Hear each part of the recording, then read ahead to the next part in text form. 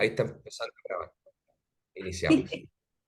Gracias, eh, gracias Tomás. Entonces nosotros estamos en el programa de doctorado en didáctica de la matemática de la Universidad Católica del Maule y dentro del curso eh, de estamos en el segundo curso de tesis, preparando ya esta candidatura a fin de año y tenemos dos estudiantes y uno de ellos está muy interesada, una de ellas está muy interesada en la parte interdisciplinaria y modelamiento matemático desde la didáctica. Y Ujú. Vicente está muy interesado en la parte de cultura, fútbol y la socioepistemología, si es que lo he interpretado bien, Darly y Vicente. Entonces, ustedes también pueden hablar. Y a raíz de eso, entonces, conversando, bueno, yo comenté que conocía al doctor Tomás Veloz, un experto en matemáticas, en interdisciplinariedad, yo decía, con muchos pergaminos que en verdad no voy a alcanzar a decirlo acá, pero muy contenta de que nos pueda acompañar y darnos esta mirada y por eso mismo, tanto a Darlis como a Vicente, esperamos todas las preguntas que ustedes puedan brindarnos para favorecer su construcción del marco teórico y también su investigación. Darlis, Perfecto. Vicente, si quieren presentarse.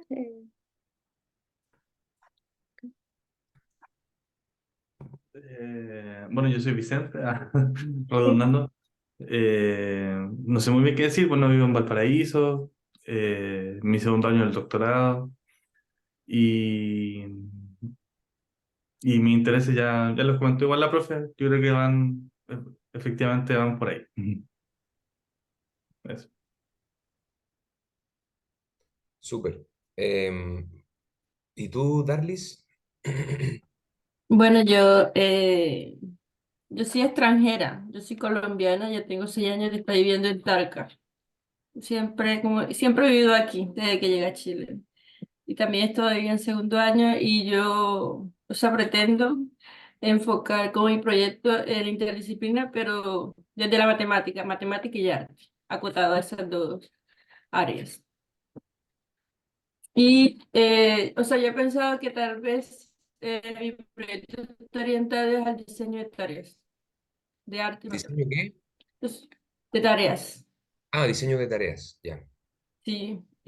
O sea, hasta ahora he considerado trabajar con futuros profesores. Ok, perfecto. Mm. Ya, pues. Yo, ¿qué les puedo decir? Un muy mínimo em, para que hacer una idea, ya. Mi background viene de la física, matemática y ciencias de la computación. Y después trabajé en biología de sistemas, como en la onda de Maturana, esas cosas, pero desde la matemática. Y después me fui a las ciencias cognitivas. Y ahí hice el doctorado, pero el grado oficialmente es en estudio interdisciplinario, pero estudié modelamiento matemático de fenómenos cognitivos.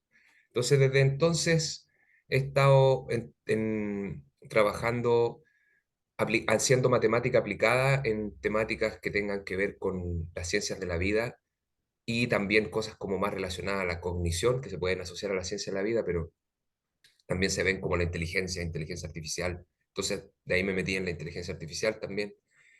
Y bueno, un poco eso. También tengo algunos acercamientos a la investigación en educación y a múltiples otras áreas, pero como decía Paola, tampoco tiene mucho el caso contar. O sea, no vienen a conocerme a mí, venimos a hablar de la interdisciplina y el modelamiento. Entonces, tengo tres charlas, tengo tres grupos de slide, digamos, y los voy a tratar de cubrir durante este rato, porque no están integrados en un único programa, pero tengo una charla habla de la interdisciplina en un contexto amplio, y después tengo otras slides donde me enfoco más en los sistemas complejos, en la complejidad de los fenómenos interdisciplinarios. Entonces, cuando venga el momento de pasarme a las slides en detalle de cosas de complejidad, voy a cambiar la PPT.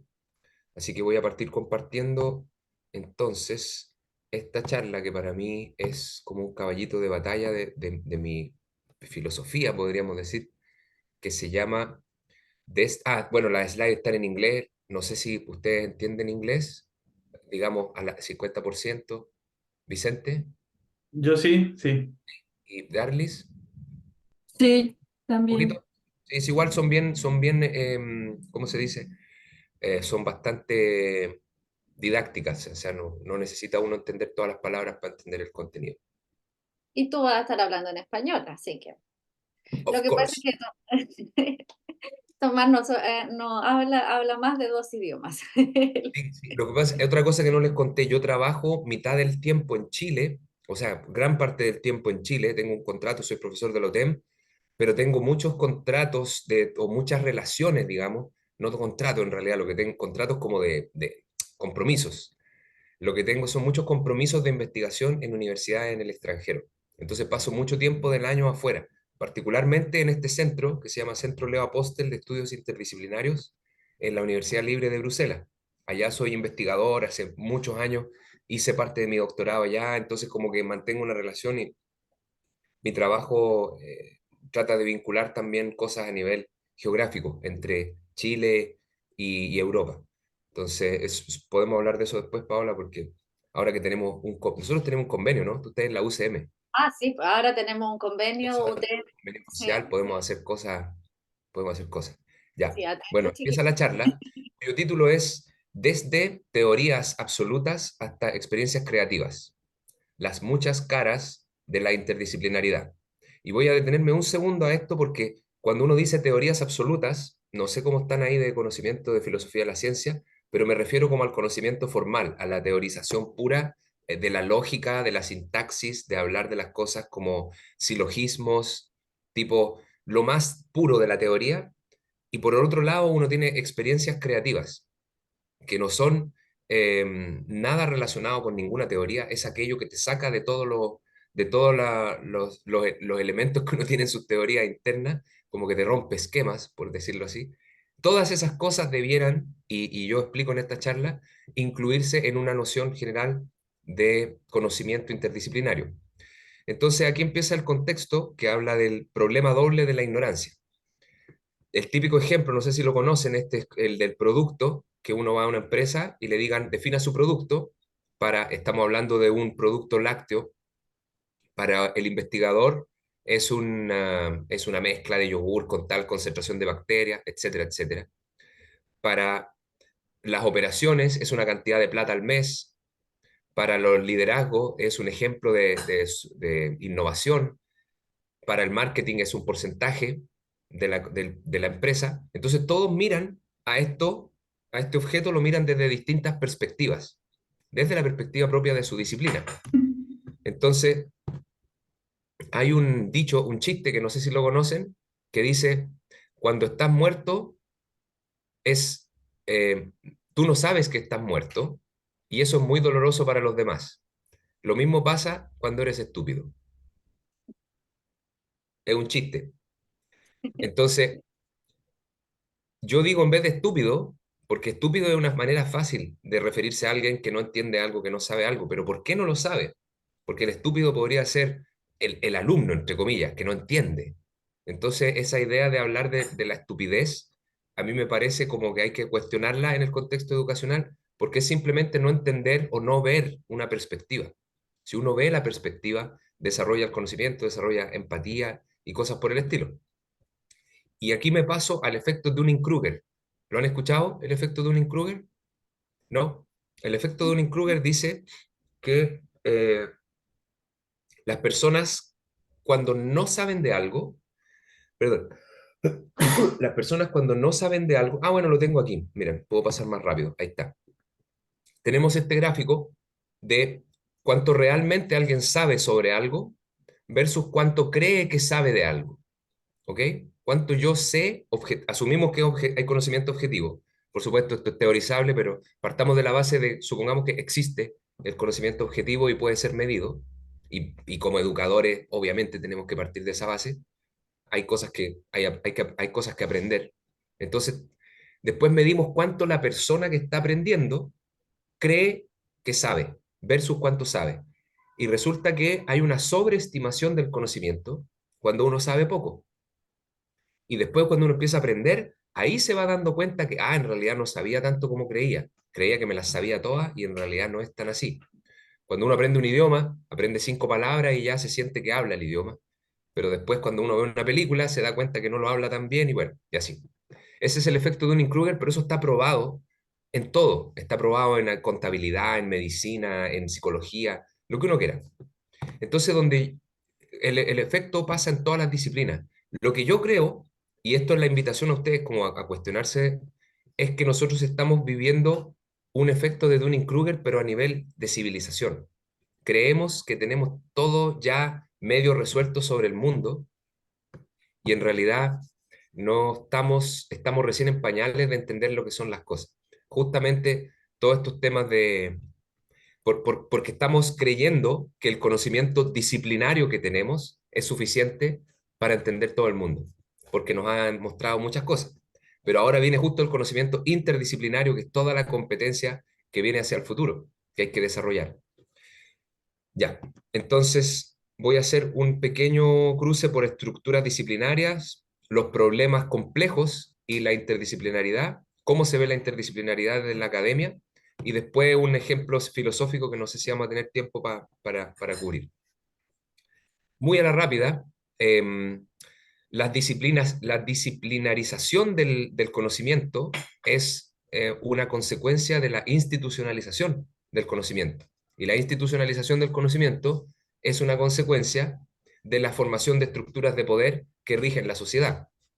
Entonces hay que partir de la base de que cuando uno habla de disciplina, entonces no es que la disciplina existe ahí en un mundo ontológico, sino que es simplemente consecuencia de las estructuras sociales que se han ido armando. Y como vemos, las técnicas, la retórica, la música, la geometría en los griegos, después la literatura, la alquimia, el álgebra en el Islam, los romanos metieron muy fuerte la ley y la medicina, que eran los elementos que constituían el poder en la sociedad. Y así uno puede ir avanzando. Creo que si me pongo en pantalla completa queda mejor. Bueno, uno avanza y ya llegamos a la disciplinarización tradicional en las universidades de hoy en día, que sirven a los propósitos de la industrialización. Básicamente, la universidad es una máquina de autopoyética, de desarrollo de la industrialización. O sea, y plus un par de cosas, pero eso es lo que la sostiene económicamente y todo. Entonces tenemos todas estas disciplinas, la típica clasificación, ustedes saben, esto lo paso rápido porque ustedes ya saben de esto, así se organiza el conocimiento. Y me voy a enfocar brevemente en las ciencias, solamente para ver la estructura interna, y se ha pensado que las ciencias se escalan de acuerdo a la escala espaciotemporal del fenómeno, excepto la matemática, que está como fuera, es como el lenguaje simbólico abstracto, pero después vamos a la física, en lo fundamental, después viene la química, la biología, y así.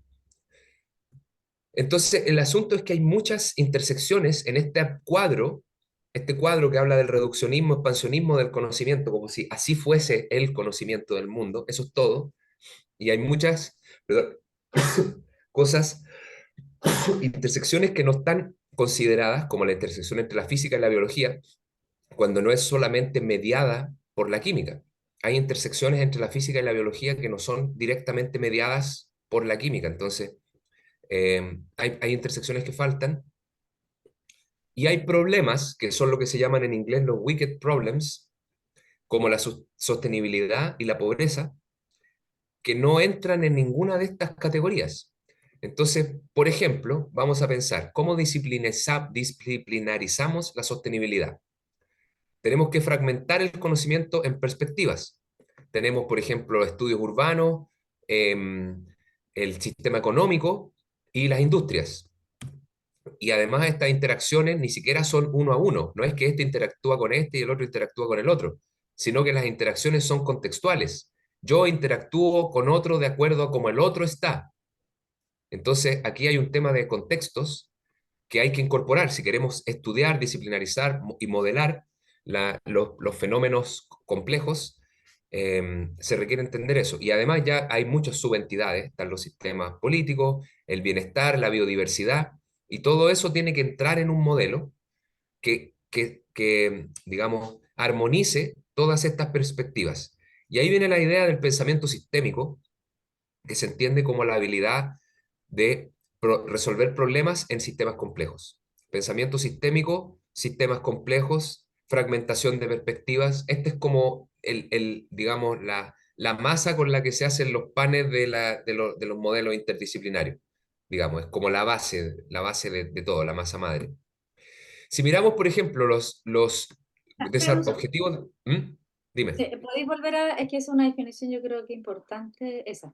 El system thinking es la habilidad para resolver problemas en sistemas complejos. En sistemas complejos, claro. Estaba tomando Igual esto nota. también lleva un poco más porque también es la habilidad de configurar sistemas complejos para su, es como la parte anterior. Cuando aquí pareciera como que el sistema complejo está dado, pero también tiene que, bueno, ahí depende cómo uno defina problem solving. Si uno define el problem, si uno incorpora la parte de problem framing en problem solving ability, está bien. Si no, hay que agregar el problem framing también. Porque eso es súper importante, sobre todo para el modelamiento, entender cuáles son las cosas que constituyen el sistema complejo y cuáles no, porque siempre hay que dejar cosas afuera. Ujú. Y ahí entran también de nuevo las estructuras de poder y las cosmovisiones, etcétera. Bueno, volvemos al objetivo de desarrollo sustentable para mostrar, ilustrar rápidamente que las disciplinas, mira, no poverty, zero hunger, esos son los dos problemas número uno y número dos de los objetivos de desarrollo sustentable que se supone que todos debiéramos, todas las universidades firmar un acuerdo y todo se supone que va para allá. Pero ¿en qué facultad o en qué departamento tú metes este problema de la pobreza? ¿Lo metes en los estudios culturales, en economía, en política o en agricultura? ¿Dónde se mete? No sé, por decir, medicina, en alimentación. O sea, ¿a quién le corresponde ese problema? A ninguno y a todos. Lo mismo con no hambre, bueno, y si seguimos con todo lo otro, se fijan todos los objetivos de desarrollo sustentable. Es gracioso porque yo no lo he visto mucho escrito, debería hacer un blog de esto. Ninguno es circunscribible a una facultad, ni siquiera a un departamento, olvídate, y a una facultad ni siquiera. Son todos objetivos interdisciplinarios. Y no sabemos ni siquiera qué disciplinas tenemos que incluir como piso mínimo. Entonces es un trabajo súper interesante, Paola, a lo mejor lo podemos hacer juntos. Tú que me habías comentado el otro día, no me acuerdo de qué, que había en una red, no sé, bueno, que nos podemos quedar hablando un ratito después de la Sí. clase. Entonces, esto es súper importante y para ti, Darlis, aquí hay una cuestión que te puede, o sea, tiene múltiples beneficios, porque hacer cosas que tengan que ver con los objetivos de desarrollo sostenible son siempre bienvenidas en revistas, en fondos de investigación, en proyectos, etcétera. Y hay un componente interdisciplinario ahí que está subcomprendido. Se hacen cosas en el mundo, por ahí, por allá, pero no hay todavía un tratamiento serio de este problema hasta donde yo sé. Y si lo hay, no se conoce. Entonces todavía hay espacio para trabajar en esto. Y sobre todo con respecto al modelamiento, que es la parte más científica. Entonces, ¿cómo vamos a hacer para resolver los problemas, wicked problems? Tenemos tecnología, inteligencia artificial y todo esto. ¿Y por qué tenemos todavía esta visión entre un futuro utópico, donde todos esos problemas están resueltos, y un futuro distópico, donde todos esos problemas se amplifican y vivimos en una sociedad hiper injusta, hiper, etcétera, descontroladamente mala, a pesar de que tenemos toda la tecnología, a pesar de que tenemos todas las universidades, etcétera? Entonces, ahí es donde yo digo, aquí esto es lo que pasa, po, que estamos con el efecto de un Kruger a nivel civilizatorio. No entendemos que no entendemos que las disciplinas no son suficientes para resolver los problemas que tenemos como especie. Y ahí por eso es como que hay mucha gente que está hablando en onda más hippie de un cambio de conciencia, de una elevación espiritual, y lo plantean así como en esos términos, pero si tú lo llevas a este análisis más digamos, epistemológico, Es simplemente una, un desarrollo demasiado primitivo de lo que es el conocimiento, más allá de las disciplinas, porque las disciplinas solamente sirven a la institucionalización del poder, no sirven al bien común, ¿me entienden? Si sirvieran al bien común, la interdisciplina tendría que desarrollarse mucho más rápido. Sirven solamente al mantenimiento de las estructuras de poder. Es una vuelta un poco, ahí el hombre que es más sociológico me puede complementar o refutar. Em, pero yo lo veo así, se me ve, lo veo, y bueno, de todas maneras creo que la institucionalidad universitaria va a cambiar radicalmente en los próximos 50 años, se va a distribuir en el espacio y en el tiempo. Ya no van a haber instituciones así casonas como antes, va a ser todo online, va a ser todo en la nube o en el metaverso.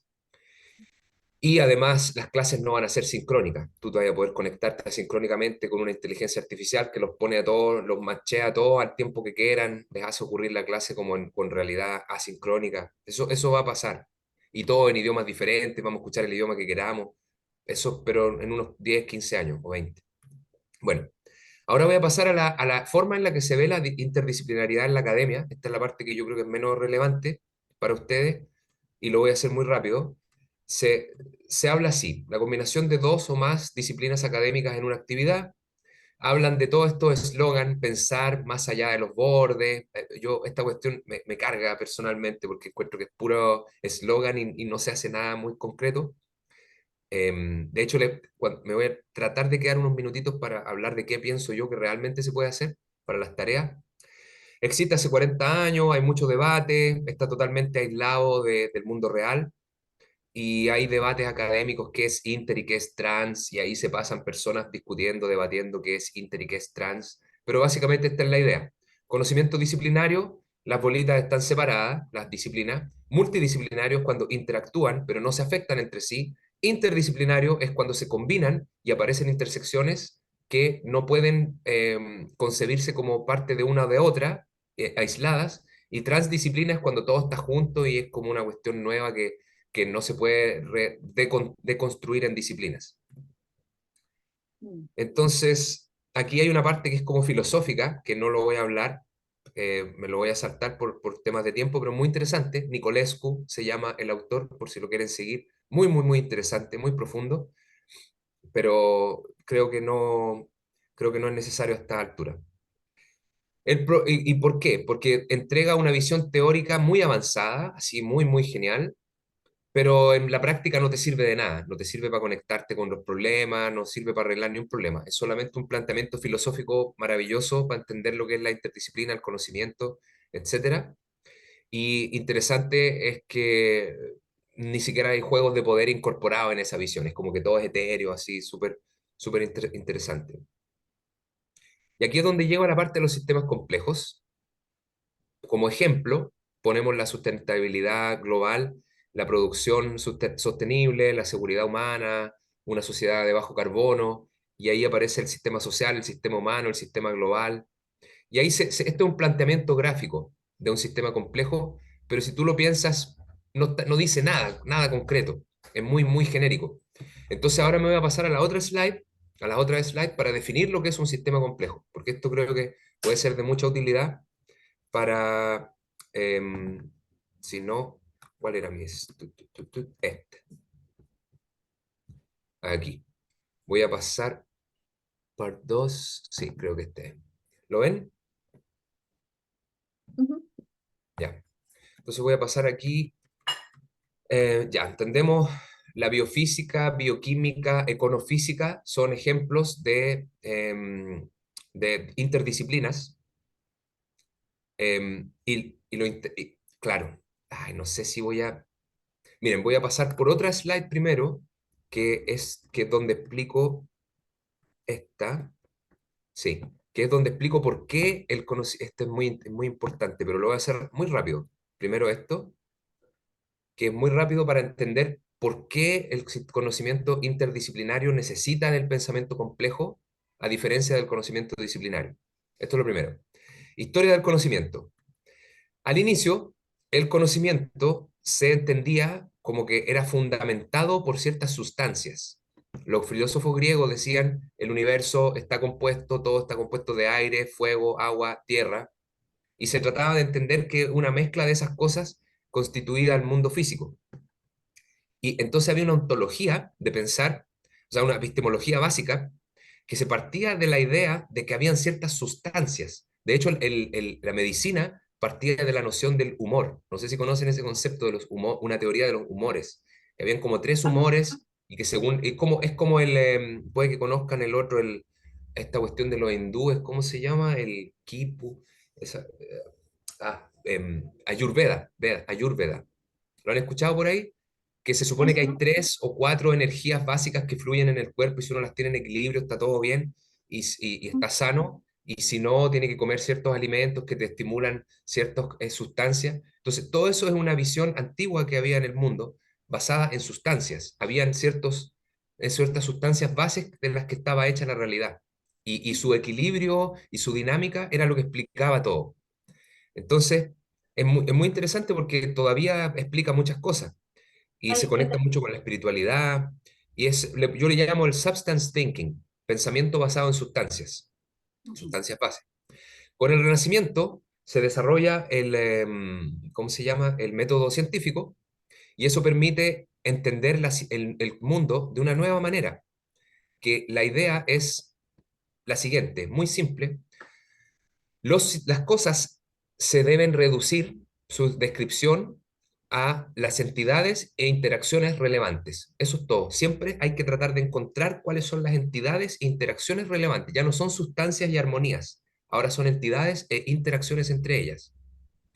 Y la idea es encontrar una descripción lo más simplificada de estas entidades que dé cuenta del fenómeno.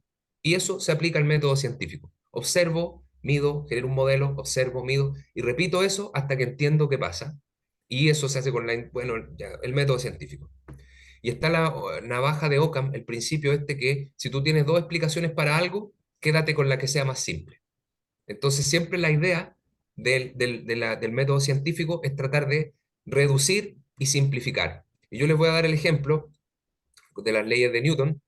Por ejemplo, cuando tú quieres mirar la interacción entre planetas, tienes una ley que depende de la masa, una constante gravitacional y la distancia entre los planetas. Eso es lo que te rige el movimiento entre ellos. Te sacas el tamaño del planeta, la densidad, su composición material, la radiación que tiene, el campo magnético, todas esas cosas que podrían ser relevantes para explicar el movimiento del planeta, las sacas, porque no son importantes, y la ley de Newton te explica eso. Podemos reducir el fenómeno del movimiento simplemente a distancia, fuerza, masa, aceleración, a 5 o 4 conceptos.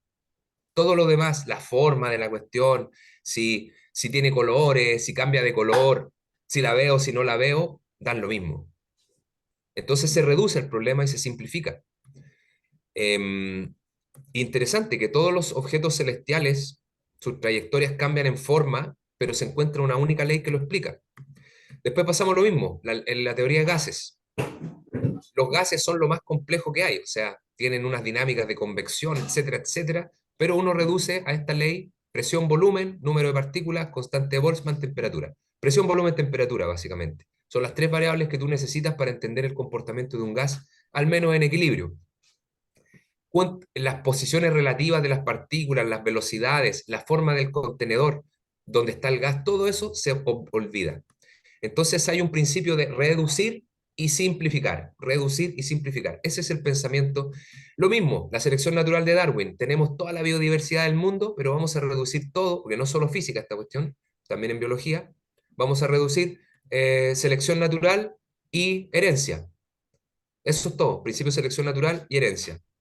Entonces tenemos el caso de la astronomía, las variables van a ser cuatro, las interacciones son las fuerzas gravitacionales y la simplificación es la ley de Newton.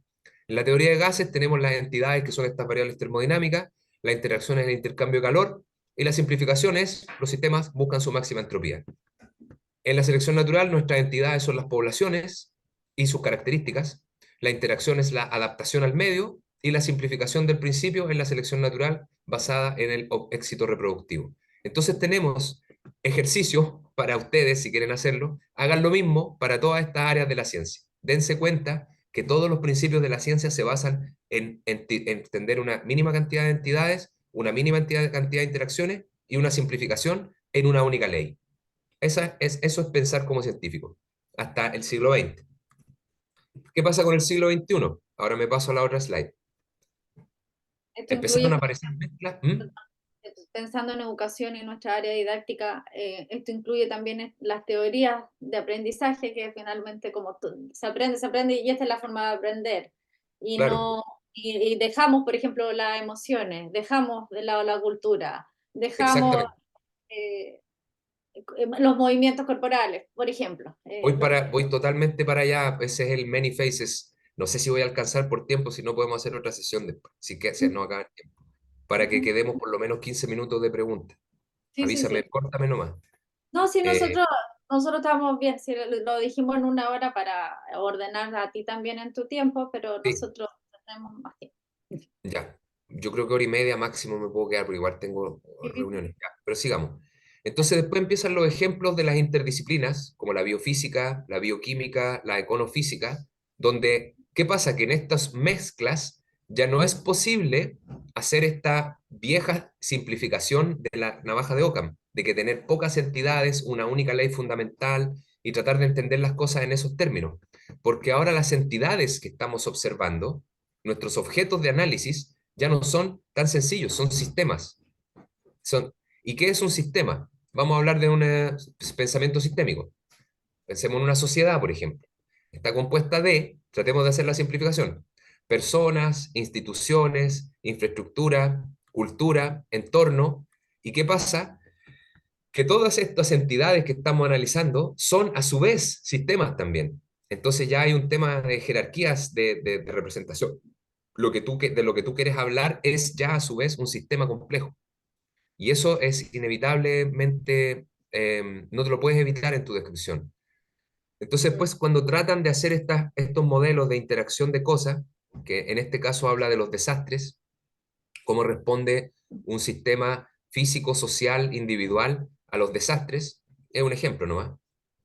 Eh, ya no puedes reducirlo a una única ley, porque uno diría, bueno, quiero quiero maximizar la utilidad de mi vida y por lo tanto en un caso de un desastre yo voy a actuar racionalmente y voy a tomar las decisiones que bla, bla, bla, y todos los agentes van a pensar racionalmente, pero al final eso no pasa, porque como dice Paola, la parte cultural, la parte emocional, el apego a un objeto te puede hacer comportarte de manera totalmente irracional, pero es un objeto, pero bueno, pero para ti no. Entonces ahí empieza como a toda la discusión de qué pasa, por qué los sistemas cuando ya son, como dijo Nietzsche, demasiado humanos, humanos demasiado humanos, ya no se pueden representar tan sencillamente. Entonces vamos al paradigma de la complejidad, ahí está Systems Thinking, habilidad de hacer problem solving en sistemas complejos, y un sistema complejo es un sistema compuesto de muchos componentes que interaccionan entre ellos de muchas maneras. Esa es toda la gracia. En la física, en la ciencia tradicional, nos reducimos a una cantidad mínima de interacciones y analizamos el sistema bajo una mirada de una interacción. En un sistema complejo eso no es posible, porque las cosas interactúan de muchas maneras, a veces tantas que no podemos ni siquiera enumerarlas. Entonces, eso es lo que hace un sistema complejo. Y ahora voy a caracterizar las propiedades fundamentales, según mi visión, que hacen a un sistema complejo. Hay otras escuelas que plantean de otra manera, pero esta yo la encuentro muy buena. Y lo voy a pasar así muy rápido por el tiempo, en orden. Lo primero es contextualidad. En la ciencia tradicional, las interacciones generalmente no tienen cambios. Si uno hace pequeños cambios, las respuestas son pequeñas también. Por ejemplo, si yo dejo caer una manzana de una cierta altura, y después la dejo caer de otra altura muy parecida, la caída va a ser muy similar. En el caso de Darwin, si yo cambio un gen, en teoría, o sea, si cambio, por ejemplo, tengo una población de pajaritos y tengo otra población de pajaritos que es muy diferente, es ligeramente diferente a esa población, su proceso evolutivo en las mismas condiciones debiera ser muy parecido. No hay esta dependencia ultra sensible a los cambios. Entonces no hay contextualidad fuerte, en el sentido de que si yo cambio un poco las cosas, los sistemas es más o menos lo mismo. En la contextualidad es diferente. Yo te miro de una manera o de otra manera, que es casi igual, y te cambia todo. te digo la cosa en un tono de voz, en otro tono de voz, que casi tú analizas espectrométricamente la frecuencia de la voz y es casi lo mismo, pero uno es muy sensible a esos cambios. Y esto ocurre en física también. Hay trayectorias ¿cómo se llama? En superficies con formas no regulares, donde las trayectorias pueden ser muy diversas. Y eso se estudia en los sistemas dinámicos, las bifurcaciones, los puntos críticos y todo eso tiene una conceptualización matemática, la contextualidad, y también en la física cuántica tiene otra descripción que tiene que ver con probabilidades y, bueno, con una estructura probabilística particular. ¿Son matemáticos ustedes, Vicente y Darlis? ¿Sí? No, tú eres matemático. Bueno, en la matemática se ocupa los espacios de Hilbert y las proyecciones como construcción de probabilidades y de eso sale una noción de contextualidad, que es la de cuántica, y la otra noción de contextualidad es con sistemas no lineales, con ecuaciones diferenciales y, bueno, parámetros de bifurcación, puntos críticos, digamos, que llevan a una estabilidad o a otra estabilidad. Esa es la contextualidad matemáticamente.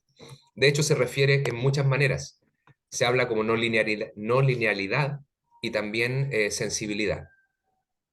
Entonces, pasando rápido, aquí no me voy a meter, pero esto eh, interesante porque se ocupa la metáfora de la bola que digo, que mostraba, que no la expliqué, se ocupa para la selección natural. Y esto se llama Waddington el tipo, pero ya, pasemos. La segunda característica es el feedback, en la retroalimentación. Hay contextualidad, pero también hay retroalimentación. En la ciencia tradicional, las interacciones generalmente no dependen de las interacciones pasadas. Y de hecho, gran parte de la ciencia del modelamiento se basa en una cuestión que se llama las cadenas de Markov, que es una técnica de modelamiento muy utilizada, que justamente lo que hace es eliminar todas las interacciones del pasado. Todo depende del presente. Las ecuaciones de Newton también dependen del presente. Si uno lo mira, la f de t igual a m por a de t. Todo es t con t. No tienes t menos 1, no hay dependencia del pasado. Si uno deja caer una manzana de una cierta altura, las leyes de movimiento no cambian con el tiempo, las reglas de evolución de Darwin no cambian en el tiempo, los principios son inmutables en el tiempo. En un sistema complejo, uno tiene retroalimentación, lo que te cambia las reglas del juego en base a las acciones. Entonces, el típico caso es nuestra vida. Tomamos decisiones, actuamos en base a esas decisiones, con eso cambiamos el sistema en el que vivimos, porque nuestras acciones influyen en el sistema, después obtenemos información de vuelta y eso nos hace decidir otra cosa. Entonces, nosotros nos podemos arrepentir. La física no se puede arrepentir, no tiene feedback. Entonces, ese En es la el sala ejemplo de de clase, feedback. perdón, ¿Cómo? un ejemplo de sala de clase. En la sala de clase los profesores constantemente están priorizando en sus decisiones. Exacto. Y a veces ellos tienen planeado algo, pero después priorizan a una cosa sobre la otra y uno ve cómo esa planificación en verdad empieza ya no está, la planificación nunca es rígida, siempre tiene que ser cambiable al final. O sea, Claro. ellos de acuerdo a ese contexto y de acuerdo a lo que van recibiendo y después uno conversa, van cambiando constantemente. Y cuando uno conversa con el profesor y le pregunta, bueno, ¿qué pasó? Y ellos generalmente cuentan todos los cambios que tuvieron de acuerdo a Sí. lo que ellos hicieron. Eso, sí, sí. Y eso, el feedback está detrás de eso, porque ellos ven cómo está la situación y ahí van tomando decisión. Perfecto. Entonces, hay dos tipos de feedback. En teoría, lo básico son dos. Feedback positivo, que quiere decir que yo lo que hago va a incrementar que lo que hago pase más, que es como el ciclo positivo, por ejemplo, de motivación y éxito. Si yo estoy motivado, es más probable que tenga éxito. Si tengo éxito, es más probable que esté motivado. Pero positivo no quiere decir que es bueno, porque la depresión también es un feedback positivo. Yo estoy triste, por lo tanto las cosas no me salen, no le pongo onda, por lo tanto me va mal, por lo tanto estoy más triste, por lo tanto hago más cosas que me hacen daño y estoy más mal. Entonces, el feedback positivo no es que sea positivo porque es bueno, sino que es porque refuerza. El feedback negativo es al revés, es un feedback que controla. Cuando hay mucho de algo, entonces va a haber menos de ese algo, por las consecuencias de. Y el caso típico es la presa-predador. Si tú tienes un mundo con presas y depredadores, pongámosle lobos y conejos, los lobos empiezan a comer a todos los conejos, por lo tanto, los conejos empiezan a morir y ya no hay alimento para todos los lobos.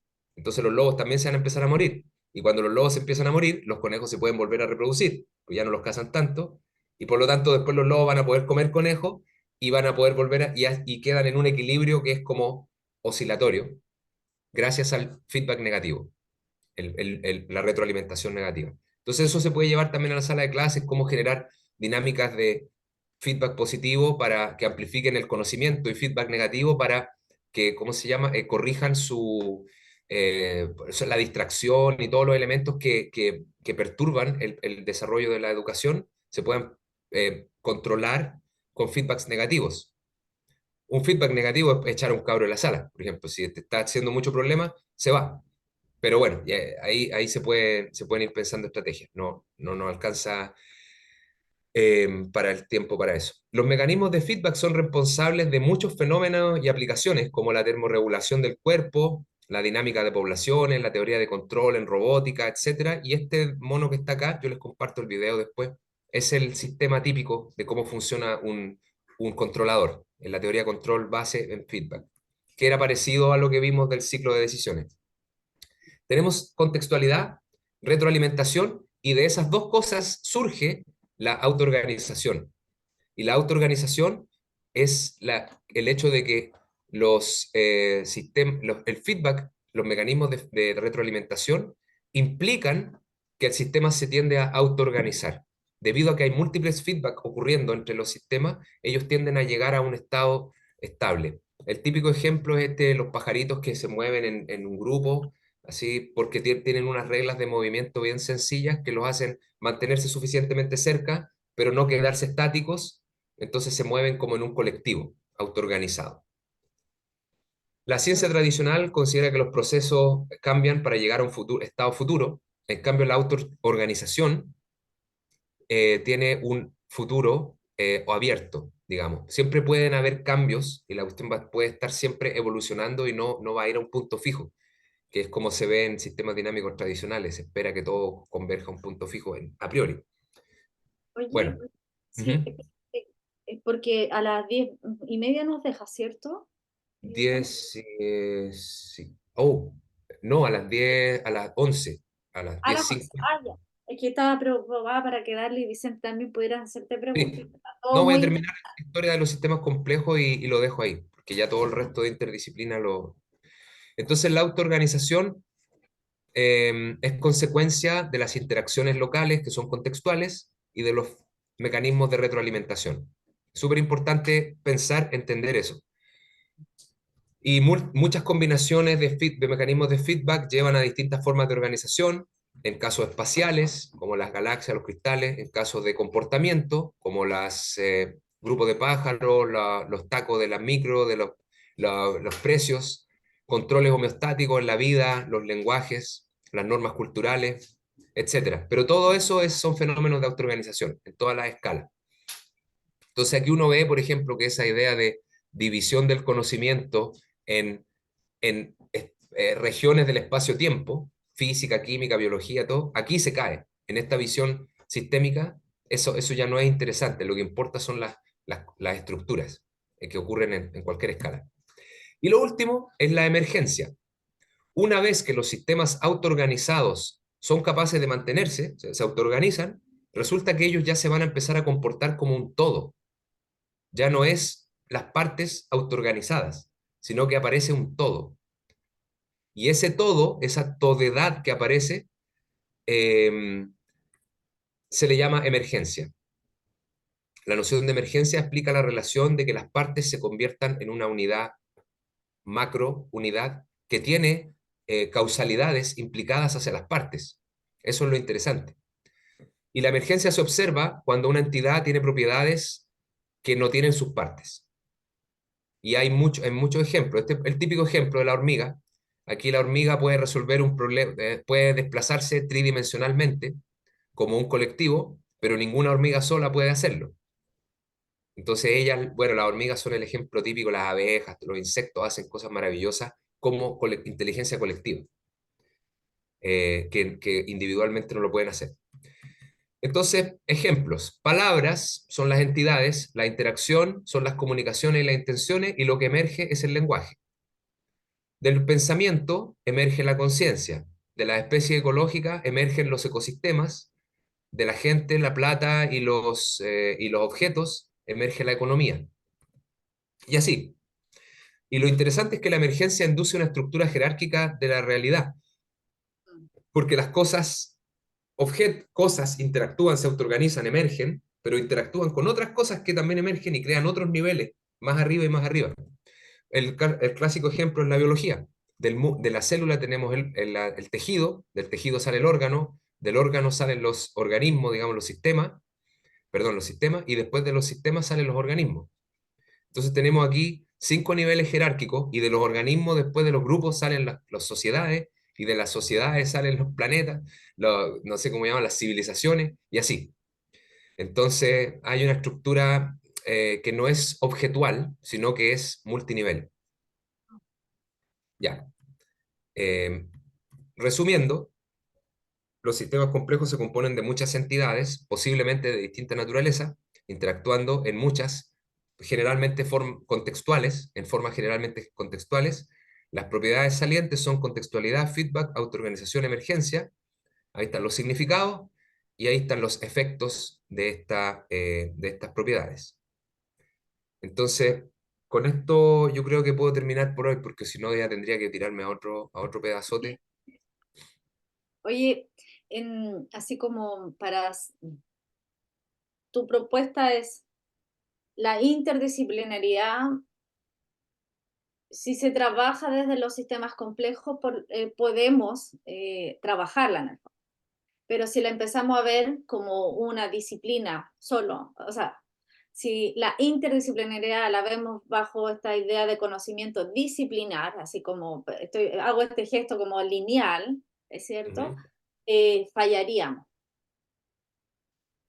Sí, o sea, sería un esfuerzo como generalmente muy incompleto y poco interesante. Ya se ha hecho eso, digamos, ya se han esforzado lo suficiente muchas personas en tratar de avanzar. Por ejemplo, en los temas de COVID, cuando era el COVID. Mm. Entonces tú tienes, por ejemplo, en salud, puedes estudiar, no sé, por la dinámica del virus, o puedes estudiar el comportamiento de las personas, si se cuidan o no se cuidan, o puedes estudiar el modelo matemático de cómo se infectan, pero todas esas cosas son conocimientos fragmentados.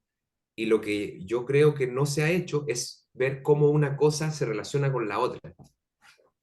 Si Ujú. tú tienes cierta educación, te vas a comportar de cierta manera, y cómo comportarte de esa manera va a influir en cómo vas a hacer que los demás se comporten, y cómo eso va a cambiar después a nivel, no sé, po, de tu comuna o de tu grupo, la relación con el COVID, pero no solamente la relación con el COVID, después te va a afectar en otras cosas, en cómo tú ves la salud en general.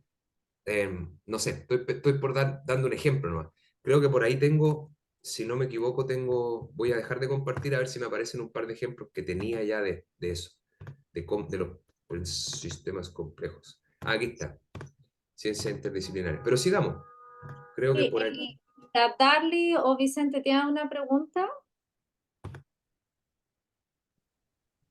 Eh, bueno, primero, gracias, Tomás, Sí. por el tiempo dedicado y por permitirnos aproximarnos un poquito a tu pensamiento.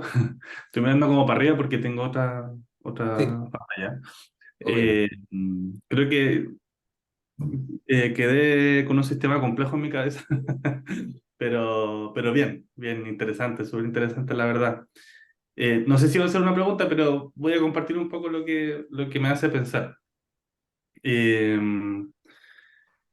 bueno, yo no conozco tanto de todo este tema interdisciplinario y todo eso, pero me da un poco la sensación de que yo creo que existe lo multidisciplinario, en el sentido de que tomas una, tomas la otra. Existe lo transdisciplinario, donde ya no hay barrera.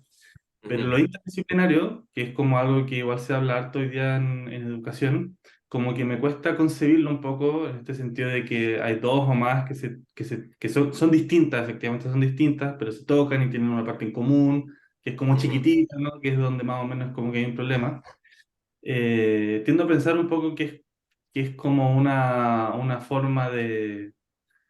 No, no sé si es como un anhelo de existencia, de que puedan haber dos cosas que son separadas, pero que hay como una pequeña unión entre medio y que uno pueda como explorar por ahí.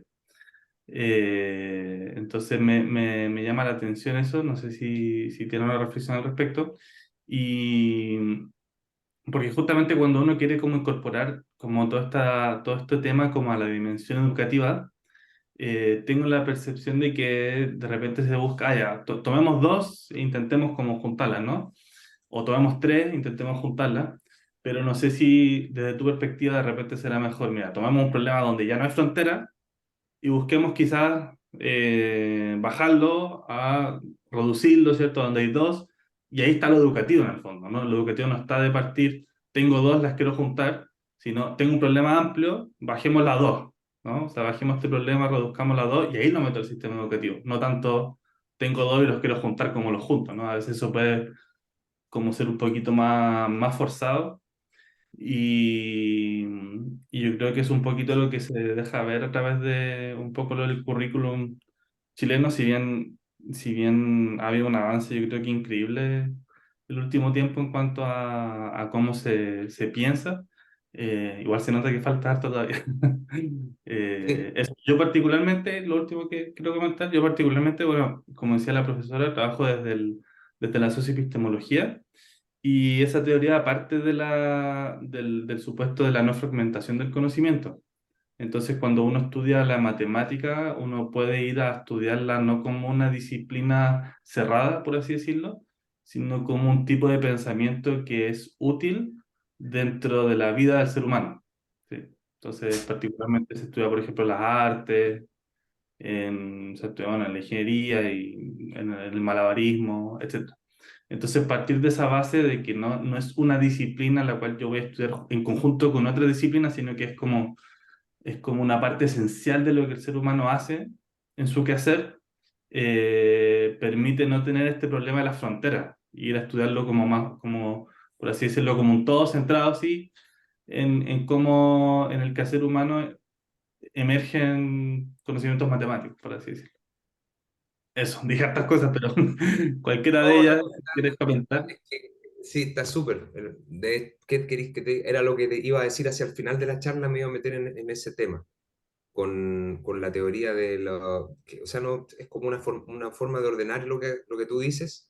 En la teoría del conocimiento uno tiene el conocimiento teórico, práctico y experiencial. No sé si conoces esa distinción, más o menos por ahí. Sí, Lo sí, teórico, claro, lo teórico es todo lo que puede ser puesto en un libro, digamos, lo que puede ser traspasado por medio de texto, de símbolos. Lo práctico ya no, claro. se debe encarnar en el cuerpo, pero puede ser protocolizado mediante una práctica, como andar en bicicleta, bailar, kung fu, todas esas cosas.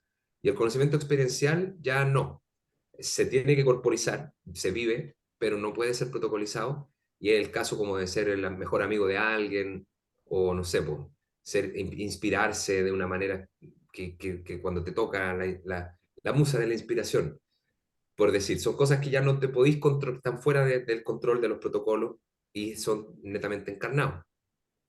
Mm. Esa es una distinción base del conocimiento, pero hay otra distinción más que es súper interesante, que tiene que ver con que el conocer, el objeto a conocer, el conociendo, ¿cachai?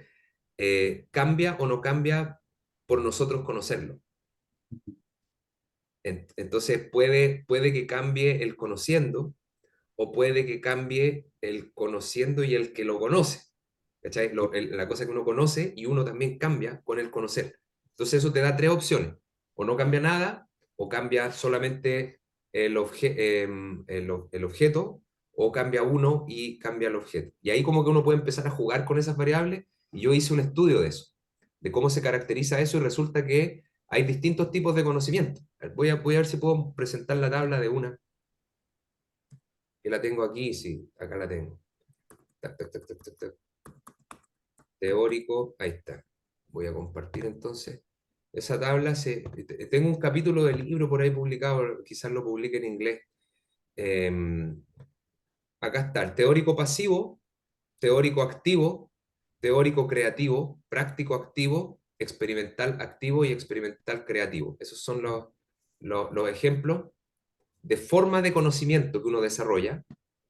Creo que lo teórico, práctico y experiencial quedó claramente explicado, pero quizás em, el otro, claro, conocimiento pasivo, ver las estrellas, conocimiento encarnado, digamos, probar una galleta, y conocimiento creativo es escribir un poema. Son esas cosas que uno no sabe de dónde vienen y aparecen y te cambian. Y la cosa es que hay repetibilidad y contextualidad. Entonces después uno mira los tipos de conocimiento y te salen de esta tabla. Lo puedo medir, lo puedo transferir, lo puedo repetir, y es contextual o no. En base a esas 4 variables yo hice el análisis. Estaría súper bueno pasarlo para el tema de la educación. No lo he hecho. Y un análisis lógico, esto debieran ser 2 por 2 por 2 por 2, debiera ser 16 casos posibles, pero en realidad te quedan 7 nomás, porque hay unas cosas súper lógicas, que si es, por ejemplo, si es transferible, entonces es medible, hay como ciertas lógicas detrás que te reduce a 7 casos, y de eso salen los ejemplos, que son en cualquier disciplina te pueden pasar, pero resulta que yo lo miraba para el caso de la sociedad y desigualdad social.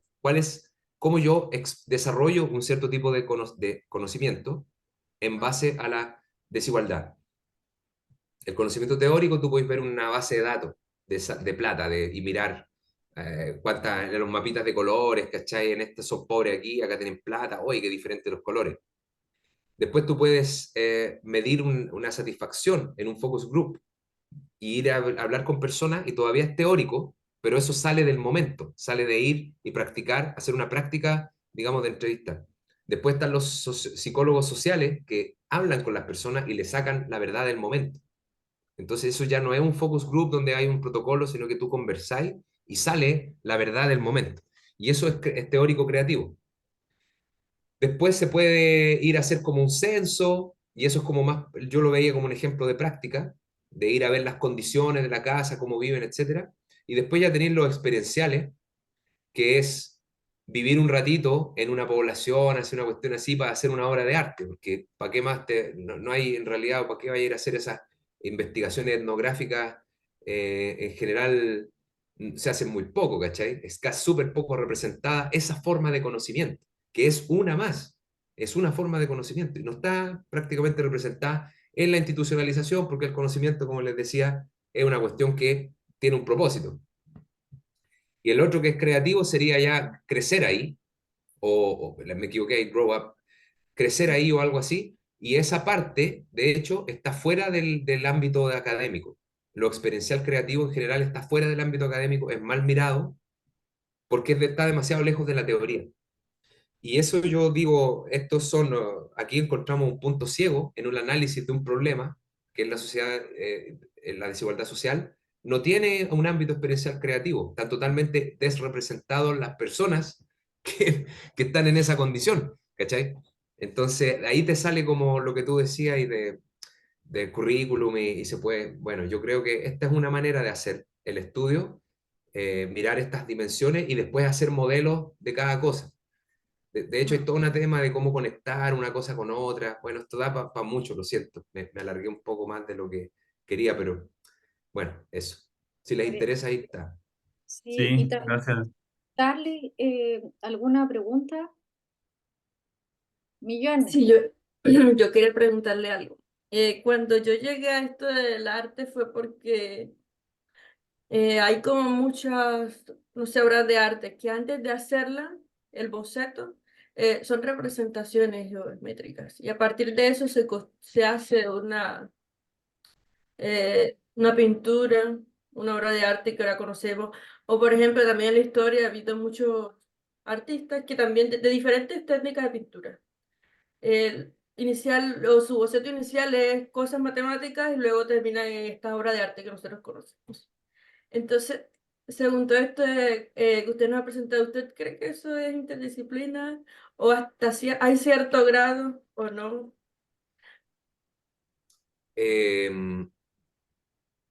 Sí, yo creo que hasta cierto grado sí.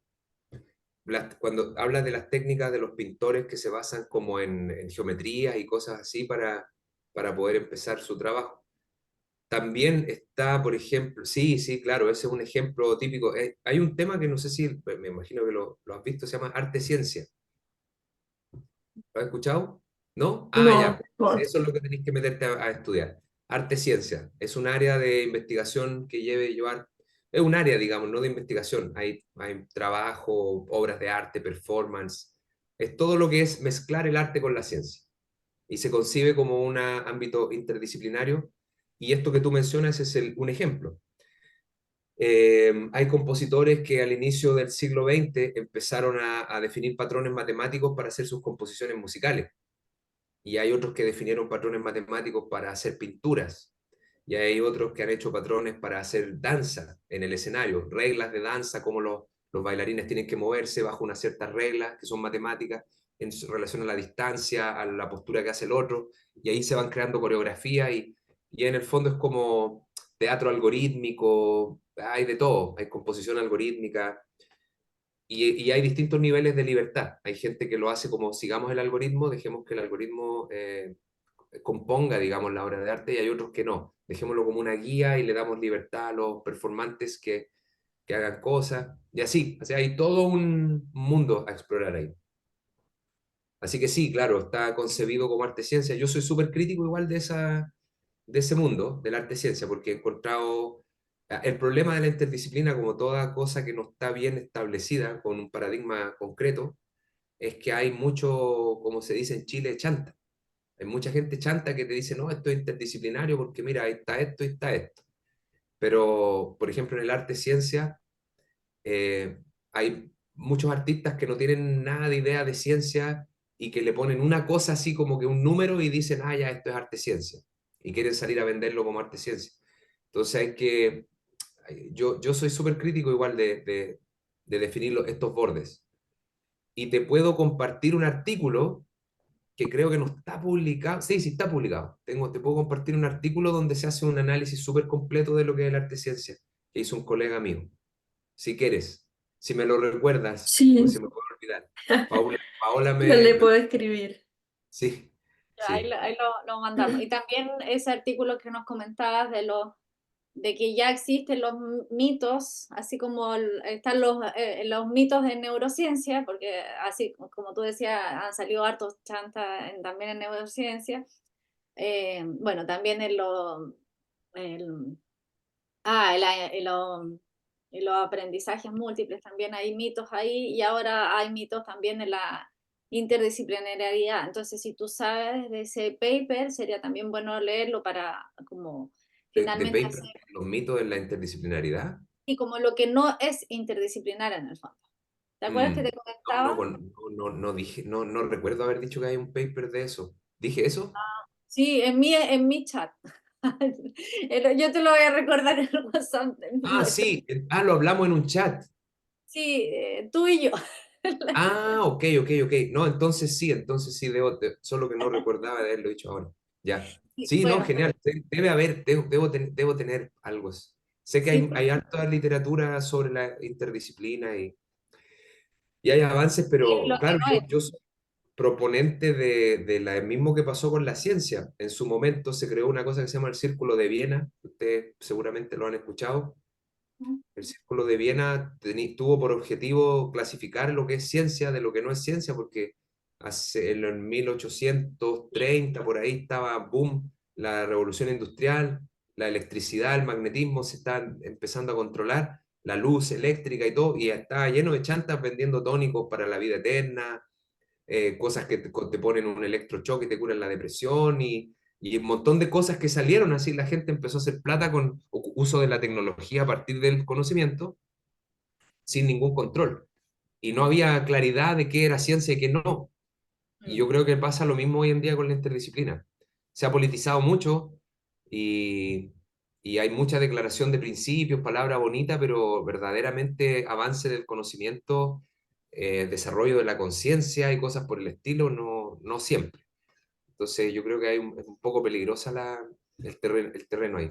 Y cuando pensando, perdón, así quizás para ir cerrando, pensando Sí, en los profesores y cuando se trabaja la idea de interdisciplinariedad, quizás al observar a ellos o al trabajar con ellos, se les está tratando como una identidad y no como un sistema complejo, no como un sistema cambiante.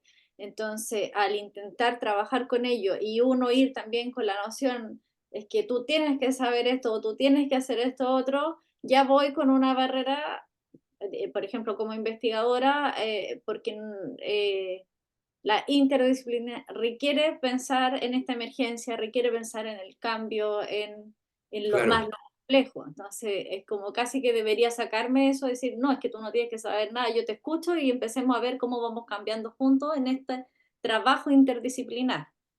Claro, o sea, en el fondo, sí, yo creo que lo que pasa en el trabajo interdisciplinar, que por ahí creo que se preguntó un poquito, lo que dijo Vicente, de la junta de dos disciplinas y cosas así, eh, yo creo que ¿cómo se dice? Una señal, un marcador, un footprint, así como cuando hay en la estampilla de aquí hay interdisciplina, es cuando se crea un nuevo lenguaje común, un nuevo lenguaje que es propio de la investigación. Porque a mí me ha pasado, yo tengo casi como una receta para el trabajo interdisciplinario, te vayas a trabajar con un grupo de personas de otra disciplina, que yo soy como matemático, físico o informático y llego a un grupo de biólogos, por ejemplo, o de psicólogos, ¿cachai? O antropólogos, me ha pasado con varios grupos. Uno tiene que primero hablar con las personas, buscar el problema en común. Entonces no es tanto como juntar las disciplinas, sino que es tener un problema a la que dos disciplinas le tributan un desarrollo, desarrollo sustentable, un objetivo, ¿cachai? Algún problema particular a lo que muchas disciplinas pueden tributar. O sea, no hay que juntar las disciplinas por juntarlas. Las disciplinas se van a juntar si es que hay un tercer, digamos, problema al que ambas tributan, ¿ya? Ese es el punto uno. Punto dos, tiene que haber un diálogo porque yo hablo de una manera, para mí el yogurt era esta cosa, para el otro el yogurt era otra cosa. Esas son las perspectivas. Entonces hay que transparentar las perspectivas y ese diálogo puede ser todavía conocimiento teórico, perdón, práctico. Cada uno como, es una práctica de entregar tu conocimiento teórico, tu perspectiva de manera teórica sobre el tema. Pero ahí empieza a pasar algo experiencial, que yo no sé cómo protocolizar. Depende de las personas, de las personalidades, del momento, que se empiezan a crear estos vínculos hasta que emergen ciertos términos, ciertas palabras que son propias de esta interacción de perspectivas hacia el problema y que no existían antes. Cuando eso se hace de manera extensiva o para muchos problemas y ya se crea un nuevo lenguaje para hablar de las cosas, eso yo la llamaría transdisciplina. Pero eso no lo he visto, no lo he visto yo. Es muy raro que pase, tenéis que pasar mucho tiempo.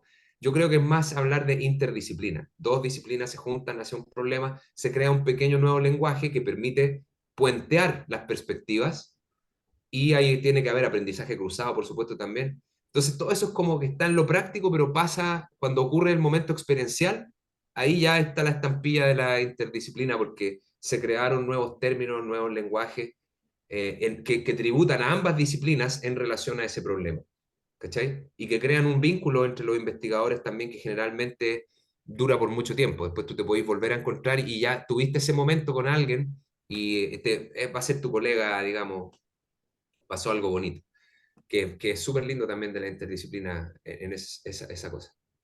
Súper, súper bien. Ya, Agradecemos, Tomás, toda la información que nos entregaste. Sabemos que disculpen. no, es increíble todo lo que sabe, entonces me imagino tratar de condensarlo así como en media hora con tanto, y más encima hablar de multidisciplinaridad. O sea, se agradece mucho porque estoy segura que a mis estudiantes, a Darle, a Vicente, le abre un mundo para pensar en términos de educación desde otras perspectivas que a lo mejor no la estaban considerando y que estoy segura que ahora sí las van a plasmar por lo menos ahí en su parte teórica y a lo mejor en sus prácticas como Darlis quiere trabajar interdisciplinaridad y a mí me interesaba mucho que supiera de una muy buena fuente, como lo eres tú, eh, lo, eh, tú y todos tus estudios experienciales, disciplinarios, todo lo que nos contaba, tenerlo ahí. Así que sumamente agradecido, Tomás, por tu tiempo con nosotros. Ujú. Oye, Maravillosa no, clase. gracias, bonitas palabras. Sí, pues, sigamos nomás, muchachos, que pónganle bueno al trabajo. Y otra cosa que, Darlis, que te puedo compartir, si me acuerdas, y yo tengo un curso de toda la cuestión de sistemas complejos e interdisciplina, lo que mostré hoy día lo tengo, pero explicado con más calma, en YouTube, en inglés, pero se puede subtitular. Pero lo tengo privado, no está abierto al público, creo. Entonces, si tú me pides el link, yo te lo puedo compartir de manera privada, porque lo quiero poner en una universidad y no sé por copyright si lo puedo tener al público. Así que lo Perfecto. tengo escondido. Y Eh, tu fundación de bueno, interdisciplina. está la fundación también, no hablé de la fundación. Bueno, voy a mandarle el link para que vean lo que hacemos. Tenemos una revista. Bienvenido a escribir algo en la revista de la fundación. Y bueno, sí, pero ya paremos. Es demasiada información. Aparte, quiero hablar contigo antes de irme, Paola, un Sí, sí, momento. sí. Sí, a el Dali y Vicente, nosotros nos encontramos, hagamos un break de media hora para que se muevan, acuérdense que es importante moverse, pero se mueven, ¿sí? Es que yo digo se mueven porque en mis clases de pregrado les digo ya, entonces van a, no ustedes, los de pregrado, les digo ya, vamos a movernos entonces, paramos. Y se quedan sentados, le digo, no, vayan a mover, si tienen que salir. Así que nos vemos, chiquillos, en media hora más, ¿les parece? Sí, súper. Muchas gracias. Gracias, Tomás. Un Ya. gusto. Gracias. Chao, chao. Chao. Chao. Ya. Me estáis Bien. grabando eso. Ah, sí, po. Ahora podemos parar la grabación. Tienes razón. No, estuvo bonito, bonito, bonito. Stop recording. Ya.